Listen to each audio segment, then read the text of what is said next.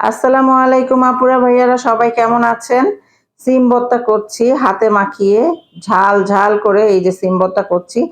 এই বছর অনেক সিম ভর্তা খাওয়া হইছে, তারপরও কেন যেন আমার এই সিম ভর্তা খেতে ইচ্ছে করে। তো আজকে কি রান্না করেছি সেগুলোই আজকে আপনাদের সাথে শেয়ার করছি। তো রান্না করেছি রূপচাঁদা মাছ, টমেটো, ধনিয়া পাতা দিয়ে। আর রূপচাঁদা মাছটা কিন্তু বড় সাইজের ছিল, তাই টুকরা করে পেঁয়াজা করেছি। আর রান্না করেছি আম ডাল, মুসুরি ডাল রান্না করেছি আম দিয়ে পাতলা করে। তো এখন সবাই বলবেন এই সিজনে আম পেলেন কোথায়, তাও আবার কাঁচা আম।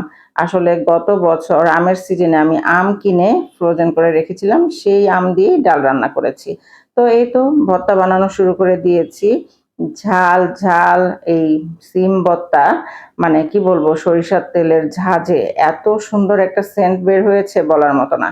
তো আমি যত কিছুই রান্না করেছি, আমার মনে হয় না এই সিম ভর্তা দিয়েই আমি ভাত খেয়ে ফেলতে পারবো, আর কিছুর আমার দরকার আছে। তো এই ছিল আজকের রাতের এবং সেহরির রান্না বান্না আমার। সবাই ভালো থাকবেন।